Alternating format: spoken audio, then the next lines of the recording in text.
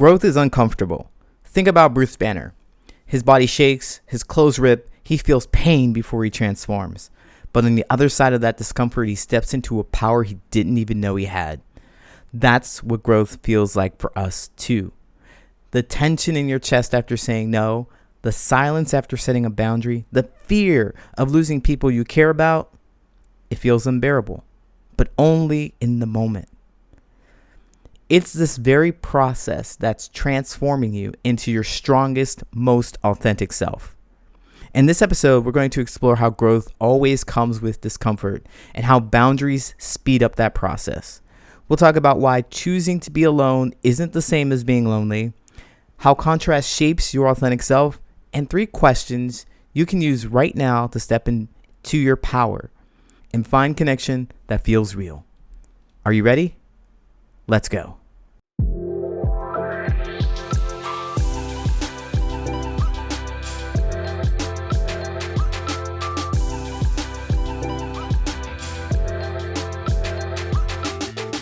Hey, what's going on? My name is Coach Lee Hopkins. My pronouns are he, him, his, and you're listening to the Patterns of Possibility podcast, the podcast for late identified autistic adults who want real relationships without fake masks.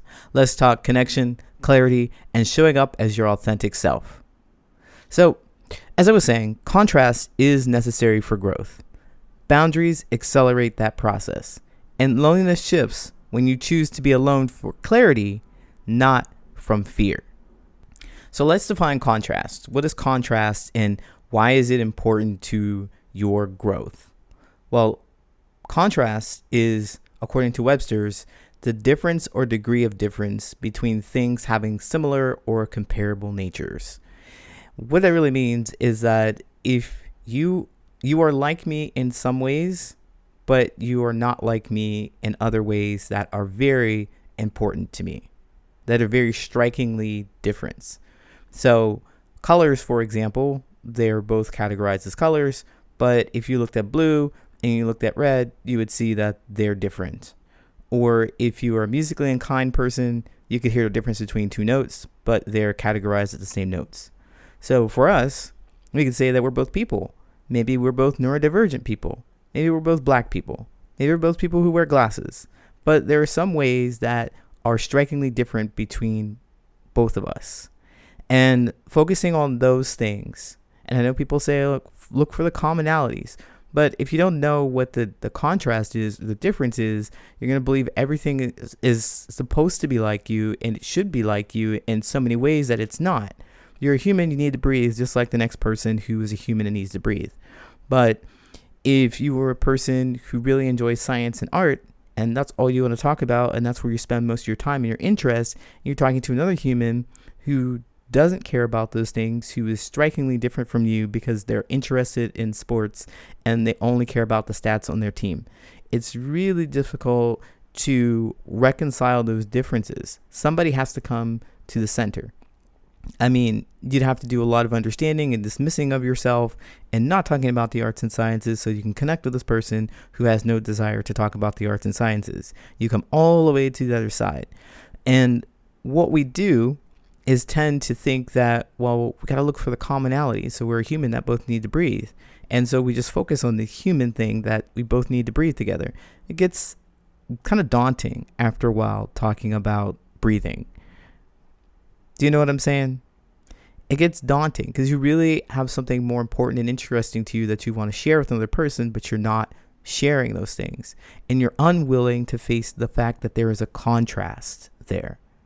If you're unwilling to face the fact that there's a contrast, you're going to spend a lot more time trying to fit in and focus and be what you think you should be to connect with this other person or what this other person wants you to be.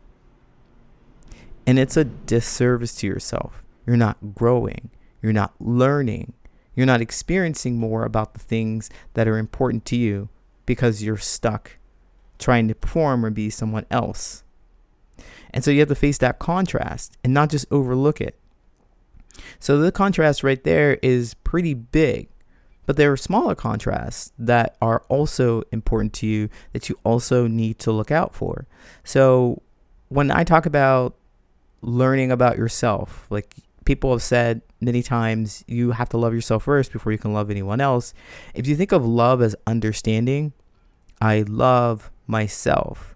I understand myself. I know myself. If you know those things about yourself, that also includes the contrast. That also includes the difference. And if you spend all of your life trying to dismiss or go with the flow or fit in, then you are denying the knowing of that contrast and what it really means and how it affects your relationships. So I want you to think about it as this. It's just really important to, first of all, know the contrast, and second of all, to express it. And what really, really, really, really gets people kind of messed up is that they're not sure about what happens after they express it. But they never find out because they don't express it. Wild, right? If you were to consciously express that, that brings us to point 2, or number 2, the boundaries. Boundaries help you shape yourself. They are the shape of you. They are the shape of who you are. Boundaries are clear edges. They show where you stand and where others begin, like where you end and others begin.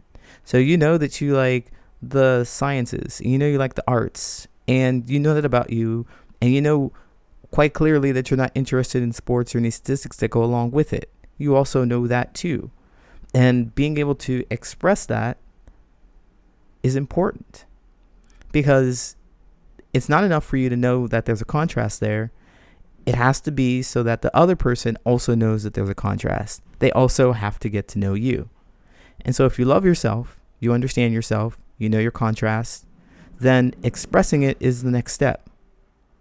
Expressing how you feel about these things. And I'm not saying that you need to be mean and you need to be rude and you need to be dismissive. All you have to do is clearly state what you like and what you don't like, what you enjoy and what you don't enjoy. Know that for yourself and share with other people, because who knows what might happen. They might have something else that you can connect on.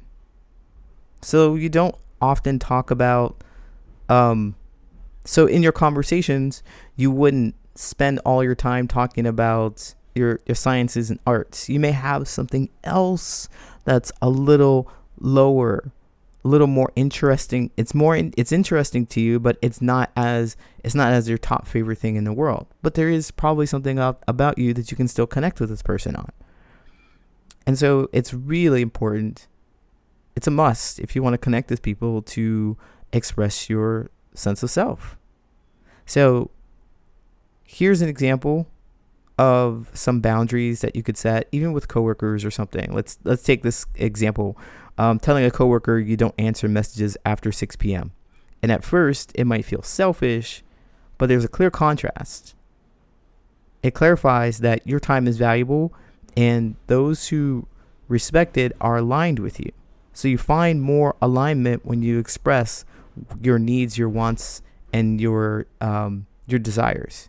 You express that, and other people will show who they are. They will respond to it. You have to be prepared for the response, whether it's yay or nay. You have to put yourself out there, or else you're going to find yourself performing and you're going to be frustrated that they haven't figured out exactly what your boundaries are. They haven't figured out what you need and want from them, but you also haven't told them. So you'll spend years waiting. I know I used to. Years waiting for people. Just figure it out. I'm dropping hints. It doesn't work that way. Speed up time. The relationship will end sooner rather than later because you're not changing. You're not a person who is going to change and adjust for that person. You know what you like. You're just not expressing it.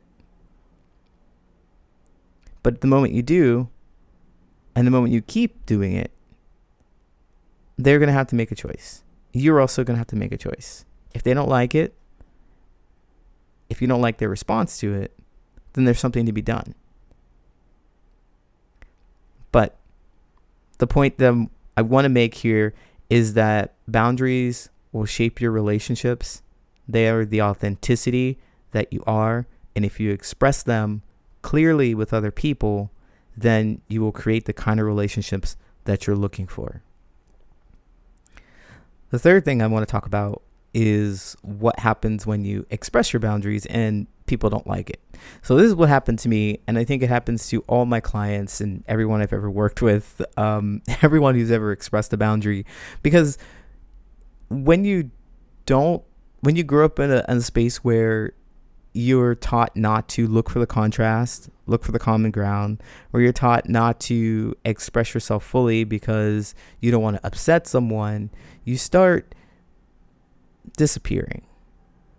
And you start becoming this person that other people like and want to be around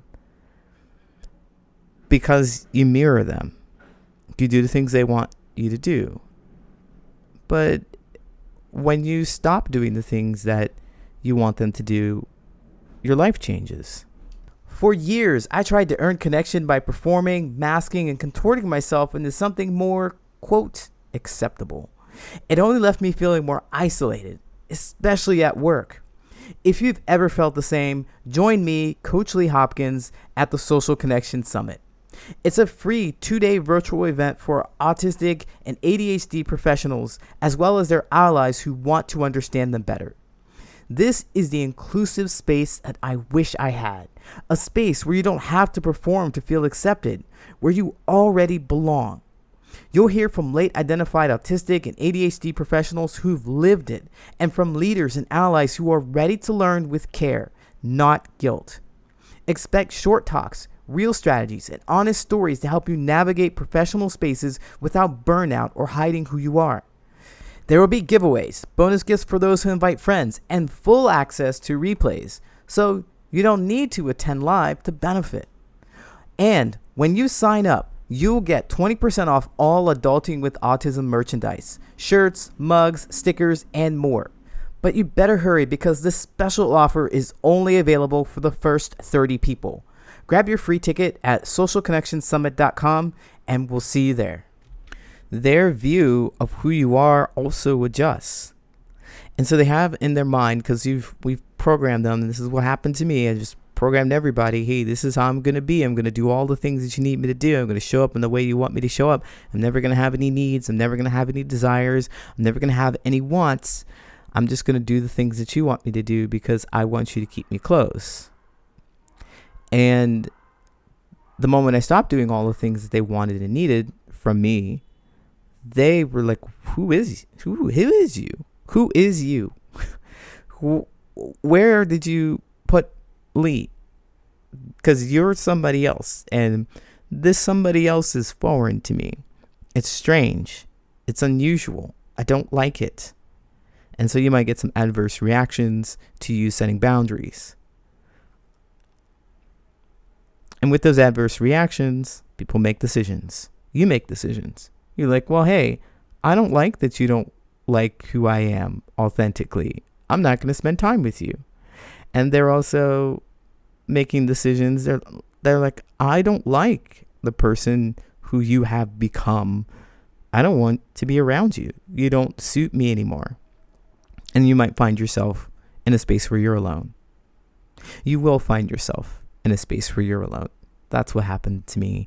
And I'm just applying it all across the board, the pattern all across the board. But most people are going to be absolutely surprised and stunned by the person that you show up as. It may be completely different because the contrast is so deep. People will leave, and that's going to feel lonely. You're going to let some people go, and you're going to question, should I have done that? The important thing here is that you have expressed yourself. You have recognized that there's a contrast. You spoke up about the boundaries that you have. And this is not the consequence, but it is just what happens when there is a contrast. They just don't mix. If you say it's a consequence, it's a bad thing. It gives a bad connotation. But I want you to imagine you living your life, pleasing people, not expressing yourself fully, feeling like you can't, people don't understand. Imagine if you had a huge promotion happen And nobody's going to celebrate with you because they don't really know what's going on with you. They don't know anything about your job because every time you try to talk about it, they dismissed it or changed the subject. You didn't honor that contrast. And it's been years and years of this, and you're very excited about it, and no one in your circle cares. Ouch. Maybe you're not alone, but you're lonely. Imagine spending the rest of your life surrounded by people who just really did not know you. Scary. There's going to be a point in time where you get tired of that. There's going to be a point in time when you really need their help. You really need them to know about you. But they don't. They don't show up. Why not make that time, recognize that time sooner rather than later? Why not recognize it in your 30s rather than in your 60s? Why not recognize these people were never going to support you in the way you needed in your 40s instead of in your 70s? You would have spent 30 years, most of your life, hiding, trying to fit in, never really seen, feeling absolutely lonely. But when you set these boundaries, you can speed that time up. You can get all that time back. You can get 30 years back if you just say, this is who I am. And then handle the response. Instead of being lonely, instead of being lonely with people, be alone with yourself. Discover more about who you are. Get better with speaking boundaries. And what really speeds up time is being able to help people understand who you are quickly. If you already know who you are and what you want in other people, if you can already see it from their actions and their behaviors, if you can already hear it when they speak to you, then it will take you less time to try and figure it out and fumble around in a friendship or relationship. For example, if you know that there is no way in the world you were going hiking and you met someone who just absolutely loved hiking, and you make a point to talk about it sooner rather than later, then you will know the direction of your relationship. You'll know that they can't expect you to go hiking and they need to be okay with that. If they're not, then you need to make a decision about where this person is going to be in your life. But you're not going to pretend and be close and one day hope they'll stop asking you to go hiking, or them trying to be close to you and keep trying to ask you and ask you and ask you when it bothers you. You won't even create that kind of relationship. You will get so much time back if you understand who you are. You're able to say it clearly to other people and deal with the response. You won't be alone forever. You won't be alone as in physically alone. Is when this first happens, you get the hang of it. You have to start knowing exactly, you have to spend that time alone figuring out who you are and what you want, and then being able to share it with other people. I think the hardest and the most difficult about this is that idea of spending time alone, because society here says that if you're alone, you're a loser. If you're alone, you're lame. But if you're alone and you're spending time learning more about yourself, doesn't mean you're lonely. You have the company of yourself. You have the joy of learning about who you are. And then, once you figure that stuff out, once you figure a lot of it out, you go out and you share your joy with other people. You make those connections intentionally with other people. And you start saying, hey, you can be close to me, you can't be close to me. Just like that, just super easy, real quick. Instead of spending months and years trying to figure out if they're the kind of person you want them to be. You'll just know based on what you've discovered. You use yourself as a guide, right? So, to bring it all back, 3 things to connect with other people, to handle loneliness, to bring belonging from boundaries. 1, know the contrast. There is contrast between you and another person. Honor that contrast. 2, boundaries. That's how you set the contrast. That's how you honor the contrast. You tell people who you are and what they can expect from you. And then the 3rd one is handling being alone, like physically alone. You're not lonely when you're spending time discovering yourself. It is a joy. It's a really fun ride. And I really think it's what we're here for. Loneliness is not a permanent state for any of us. It's not. As long as you know yourself, as long as you're spending time having joyful moments with yourself, everything is copacetic. Everything's copacetic. You will just go on about your life doing things that you enjoy, and it will light up the room. Guaranteed. It'll light up the room. People will be attracted to you, the confidence that you have. People will just flock to you. It's absolutely amazing. So with that being said, I want to talk a little bit about these boundaries and some reflective questions, because I want to be able to help you get to the state where you're deciding whether or not you want people in your life rather than you hoping that they want you. So here are 3 reflective questions that you can use. When you're looking around in your life, do this one. Number 1, where in my life do I keep saying yes when I mean no?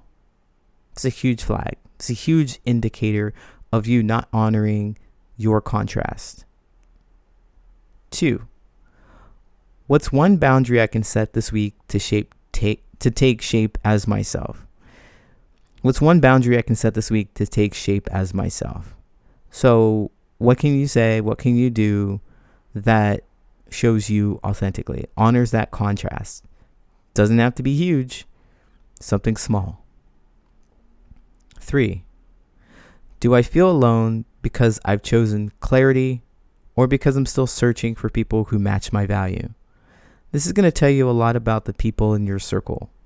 This is going to tell you a lot about how you show up in that circle. Are you feeling alone in those places? Or are you enjoying the time by yourself? If you're spending time by yourself, I encourage you to journal, to do a video, like video record or a voice note of yourself, just speaking these thoughts out loud, because it hits a lot different when you experience it outside of your head. To wrap this up, I want to say that just growth is uncomfortable, okay? I get it. It's also proof that you're alive, you're learning, you're becoming yourself. And these boundaries, they don't just protect you, they really reveal who you are to other people.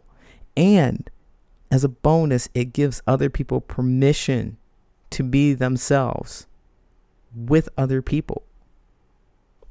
If you want support in learning how to set boundaries without losing yourself and doing all of this, you can figure it out all by yourself. Absolutely. I have tons of resources to help you. I have this podcast. I have videos on YouTube. I have a newsletter. If you haven't subscribed to it, go check it out. And I'm constantly posting right now on LinkedIn. Go check those things out. But if you want to fast track this, if you want to get all your time back and learn this in just 12 weeks, reach out to me. I'll be happy to help. Are you struggling to reach out without feeling awkward? Then I have a very, very special gift for you. It's called the 333 method, an easy way to reconnect without awkwardness. If you ever feel unsure about what to say, when to say it, or if it's too late to reach out, this will help. It's simple, it's clear, and it's made for people who overthink connection. There's no email required. Just grab it for free at patternsofpossibility.com. Click on resources and get your copy. If this episode resonated with you, the best way to support the podcast is to rate and review it. Your words will help other late diagnosed autistic adults find this space to know that they're not alone. Just a few seconds from you can open up the door for someone else to feel seen. Hey, I appreciate you, and thanks for being here.